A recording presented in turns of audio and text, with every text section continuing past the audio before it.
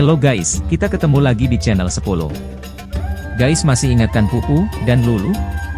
Pupu dan Lulu akan menyajikan 10 hal-hal menarik di dunia dan di Indonesia. Lulu, apa yang akan kita mainkan kali ini? Kali ini sangat menarik sekali. Sudah pada tidak sabar pastinya. Ayo, mari kita mainkan. 10 jenis hantu yang masih dipercaya oleh masyarakat di Indonesia. Nomor 10. Jelangkung. Jelangkung adalah sebuah permainan tradisional Nusantara yang bersifat ritual supernatural untuk memanggil hantu. Media yang digunakan adalah tempurung kelapa yang didandani pakaian dan bergagang batang kayu. Pemanggilan hantu ini kebanyakan dilakukan di tempat yang diyakini angker dan biasanya di waktu senja. Biasanya dilakukan oleh 3 orang, yaitu 2 orang yang memegang boneka jelangkung dan pawang yang membaca mantra.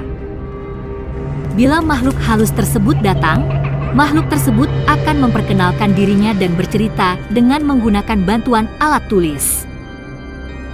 Pertanyaan-pertanyaan yang diajukan sangat beraneka ragam, seperti nama makhluk tersebut, tahun berapa meninggal dan penyebab meninggal. Bahkan sering juga tentang peruntungan masa yang akan datang dan nomor keberuntungan dalam perjudian. Pemanggilan hantu ini diiringi suatu mantra sederhana. Jelangkung jelangsat, di sini ada pesta, pesta kecil-kecilan, jelangkung jelangsat, datang tak dijemput, pulang tak diantar.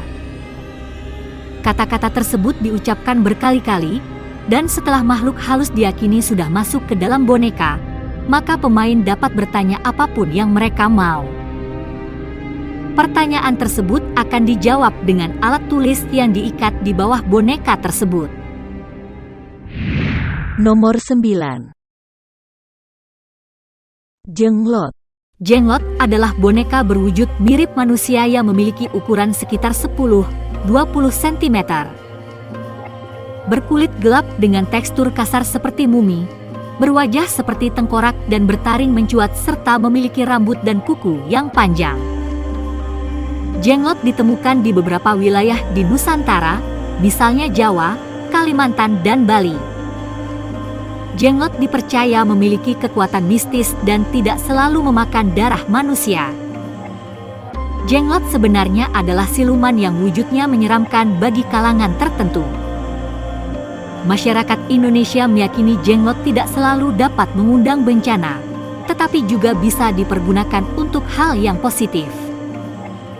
Secara medis melalui foto sinar röntgen, tidak ditemukan unsur tulang, namun hal yang mengejutkan justru diperoleh dari penelitian DNA lapisan kulit jenglot yang mengelupas.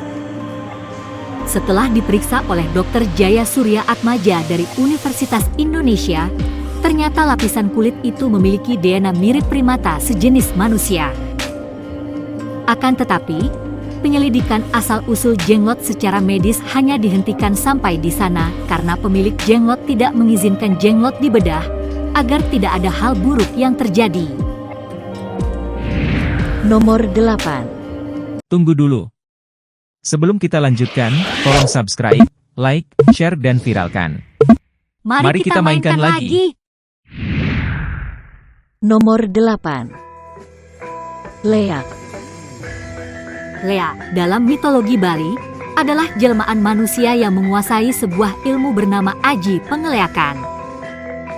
Pengamal ilmu tersebut dapat mengubah wujudnya menjadi berbagai bentuk, seperti menjadi sosok manusia, binatang, maupun sinar yang berwarna tergantung tingkat kesaktian level dalam ilmu tersebut. Ilmu leak digunakan untuk tameng badan maupun untuk menyerang musuh-musuh pada zaman dahulu kala, dan menjadi sebuah momok yang mengerikan dan jahat. Leak hanya bisa dilihat di hari menjelang maghrib sampai malam hari oleh orang-orang yang memiliki kepekaan mata batin ataupun para ahli supranatural. Sedangkan siang hari orang-orang yang memiliki ilmu leak tetap beraktivitas seperti biasa karena mereka adalah manusia biasa. Menurut kepercayaan orang Bali, ngeleak adalah manusia biasa yang mempraktikkan sihir jahat dan membutuhkan darah embrio agar dapat hidup. Dikatakan juga bahwa leak dapat mengubah diri menjadi babi atau bola api, sedangkan bentuk leak yang sesungguhnya memiliki lidah yang panjang dan gigi yang tajam. Beberapa orang mengatakan bahwa sihir leak hanya berfungsi di Pulau Bali, sehingga leak hanya ditemukan di Bali. Nomor 7. Wewe Gombel. Wewe Gombel atau juga disebut nenek gombel dalam tradisi Jawa yang berarti hantu yang suka menculik anak-anak, tetapi tidak mencelakainya. Konon anak yang diculik biasanya anak-anak yang ditelantarkan dan diabaikan oleh orang tuanya. Wewe Gombel biasanya akan menakut-nakuti orang tua si anak atas sikap dan perlakuannya kepada anaknya sampai mereka sadar. Konon katanya bila mereka telah sadar, Wewe Gombel akan mengembalikan anaknya. Wewe Gombel biasanya digambarkan dengan sosok wanita tua keriput dengan payudara yang terlihat panjang dan menggantung. Nama Wewe Gombel dengan penggambaran umum seperti yang tertulis di atas mungkin juga bukan sekedar isapan jempol belaka. Namun untuk mengantisipasi tindakan yang mengundang kebiasaan-kebiasaan buruk yang berpotensi melanggar aturan. Misalnya anak-anak yang seharusnya belajar di malam hari atau berkumpul bersama keluarga tetapi malah bermain di luar rumah dan tanpa pengawasan orang. Cerita tentang adanya sosok Wewe Gombel secara turun-temurun merebak ke segala arah dan dikonsumsi oleh banyak pihak. Nomor 6. Genderuwo. Genderuwo adalah jin atau hantu yang berwujud manusia mirip kera yang bertubuh besar dan kekar. Dengan warna kulit hitam kemerahan tubuhnya ditutupi rambut lebat yang tumbuh di sekujur tubuh. Genderuwo dikenal paling banyak dalam masyarakat di Pulau Jawa. Habitat hunian kegemarannya adalah batu berair, bangunan tua, pohon besar yang teduh atau sudut-sudut yang lembab sepi dan gelap. Pusat domisili makhluk ini dipercaya berada di daerah hutan seperti hutan Jati Cagar Alam Danalaya, wilayah Lemah Putih, Purwosari, Girimulyo dan juga Gunung Ratu Lamongan. Genderuwo dipercaya sebagai sosok makhluk yang iseng dan cabul, karena kegemarannya menggoda manusia terutama kaum perempuan dan anak-anak. Dalam kepercayaan Jawa, tidak semua genderuwo bersifat jahat, ada pula genderuwo yang bersifat baik. Genderuwo yang bersifat baik ini dipercaya biasanya menampakkan wujudnya sebagai seorang kakek tua berjubah putih yang kelihatan amat berwibawa. Pernah juga terdengar bahwa genderuwo yang bersifat baik kadang-kadang membantu menyunat anak-anak dari keluarga tidak mampu yang saleh beribadah. Nomor 5. Pocong. Pocong adalah sejenis hantu yang berwujud manusia yang terbungkus kafan. Di Indonesia, hantu semacam ini dikenal pula sebagai hantu bungkus dan dikenal sebagai hantu kafan. Pocong adalah hantu yang konon merupakan arwah orang mati yang terperangkap dalam kafan mereka. Menurut mitos yang beredar, jiwa orang yang sudah meninggal akan tinggal di bumi selama 40 hari setelah kematian. Jika ikatan kain kafan tidak dilepaskan setelah 40 hari, tubuh dikatakan melompat keluar dari kubur untuk memperingatkan orang-orang bahwa jiwa mereka perlu dilepaskan. Setelah ikatan dilepaskan, jiwa akan benar-benar meninggalkan bumi. Wujud pocong memiliki wajah gosong dengan mata merah menyala. Versi lain menyatakan, pocong berwajah rata dan memiliki lubang mata berongga atau tertutup kapas dengan wajah putih pucat. Meskipun di film-film pocong sering digambarkan bergerak melompat-lompat, mitos tentang pocong malah menyatakan pocong bergerak melayang-layang. Hal ini bisa dimaklumi, sebab di film-film pemeran pocong tidak bisa menggerakkan kakinya sehingga berjalannya harus melompat-lompat. Keadaan ini pula yang menimbulkan suatu pernyataan yang biasa dipakai untuk membedakan pocong asli dan pocong palsu di masyarakat. Kepercayaan akan adanya hantu pocong hanya berkembang di Indonesia, terutama di Jawa dan Sumatera. Walaupun penggambarannya mengikuti tradisi Muslim, umat beragama lain pun ternyata dapat mengakui eksistensi hantu ini. sedikit juga para pembuat konten menjadikan pocong sebagai pemeran utama dalam video prank menakut-nakuti warga. Namun kadang pemeran pocong mengalami nasib sial ketika bertemu warga yang tidak takut hantu sehingga pemeran pocong malah dipukuli warga. Nomor 4. Tuyul. Tuyul adalah hantu berwujud orang kerdil atau anak kecil dengan kepala gundul yang dipercaya dapat mencuri uang untuk tuannya. Tuyul sudah ada sejak tahun 1890-an, namun istilah tuyul baru muncul sekitar tahun 1929 setelah krisis ekonomi depresi besar. Tuyul merupakan fakta yang banyak dipelajari oleh sejarawan karena masih dipercaya oleh masyarakat modern sampai sekarang. Sejarawan berpendapat bahwa awalnya tuyul muncul akibat kesenjangan sosial antara kalangan masyarakat yang agraris dengan tuan tanah dan pedagang. Konon masih ada saja orang yang berkongsi dalam pesugihan yaitu dengan jin yang bernama tuyul. Nomor 3. Sundel Bolong.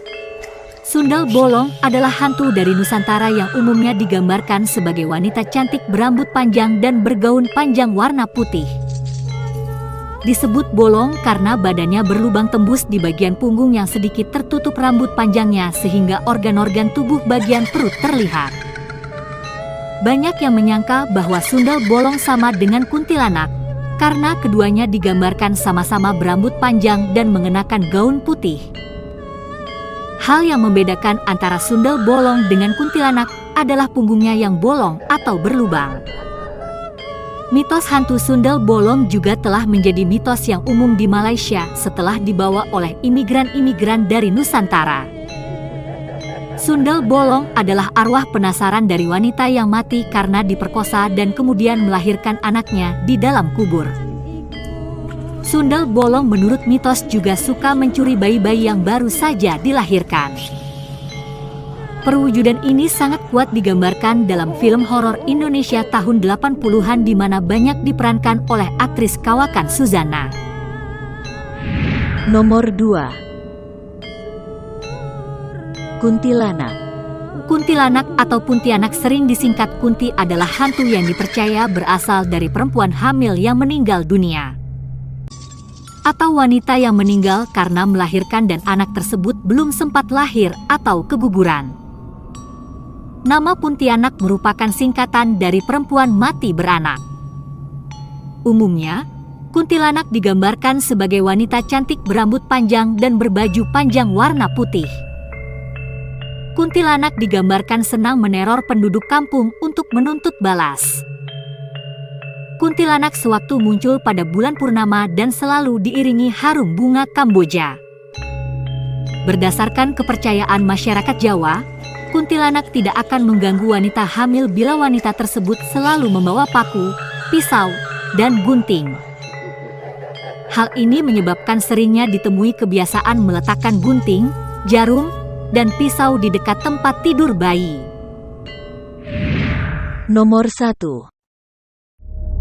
Begu Ganjang. Begu Ganjang adalah hantu panjang dengan perawakannya tinggi besar dan hitam. Begu Ganjang masih hidup dalam kepercayaan sebagian masyarakat pelosok Sumatera Utara. Begu Ganjang dalam budaya Batak adalah sejenis makhluk gaib yang awalnya berasal dari makhluk hidup yang bisa dipelihara dan dimanfaatkan oleh manusia tertentu.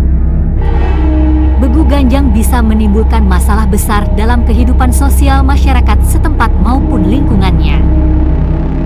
Tidak jarang terjadi pengusiran bahkan sampai pada pembunuhan pada orang-orang yang dicurigai atau dituduhkan sebagai pemilik begu ganjang tersebut. Beredar juga cerita bahwa begu ganjang senang memakan ari-ari bayi manusia yang dikubur di tempat gelap. Inilah sebabnya ari-ari dikubur di depan rumah dengan diberi cahaya lampu. Begu ganjang kabarnya suka mencekik manusia dengan cara memanjangkan tangannya.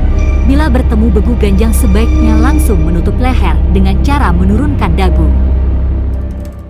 Gimana guys, menarik kan? Tunggu video-video menarik lainnya. Sampai jumpa, jangan lupa ya subscribe, share, like, komen dan viralkan.